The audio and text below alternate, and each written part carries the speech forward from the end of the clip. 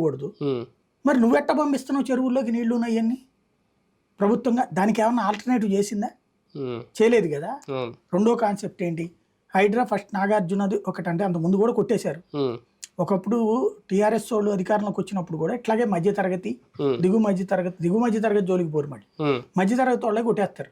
వాడు లబోదీపం అని ఏడుస్తాడు తప్పించి, వాడు ఏడిస్తే ఇంట్లో వాళ్ళు కూడా పట్టించుకోరు. అందరు కలిసి బయట కూర్చుని ఆడవలసింది తప్పించి ఏం లేదు. కాబట్టి మధ్యతరగతి వాళ్ళు టార్గెట్ చేసి అయ్యప్ప సొసైటీ వాళ్ళే కొట్టారు. అప్పుడు ఎవరి కాంగ్రెస్ వాళ్ళే. ఇప్పుడు వీళ్ళ కొట్టి చూపెడుతున్నారు. ఒక రకంగా ప్రతీకారం. అంటే నోటీసుల వరకు అవుతుంది. ఇది బెదిరింపు అయినా నిజంగా కూల్చివేతలు అనేది అంతా అదొక డేరింగ్ చేస్తారు, అంత డేర్ స్టెప్ తీసుకుంటారు. ఇప్పుడు నాగార్జున అది కూల్చారు కదా, మరి సలకం చెరువు ఎందుకు కూల్చలేదు? నోటీస్ ఇచ్చారట, టైం ఇస్తారట. మరి అదే టైం నాగార్జున కూడా ఇవ్వచ్చుగా, ఎందుకు ఇవ్వాల? అంటే మధ్యతరగతి ప్రజలు సామాన్యుల జోలికి రావడం అంటే రాజకీయ నాయకులు. మరి అన్న అపార్ట్మెంట్ ఎందుకు కూల్చారు?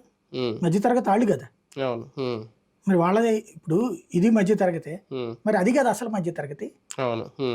అపార్ట్మెంట్లు కూల్చారు, బిల్డింగ్లు కూల్చారు, ఇండివిజువల్ హౌసెస్ కూల్చారు, ఫామ్ హౌస్లు కూల్చారు. వాళ్ళు దిగు మధ్య తరగతి కాదు కానీ ఎగువ మధ్య తరగతి కదా వాళ్ళు కూడా. మరి ఇక్కడ వీళ్ళేంటి స్పెషల్? అదే కదా. ఈ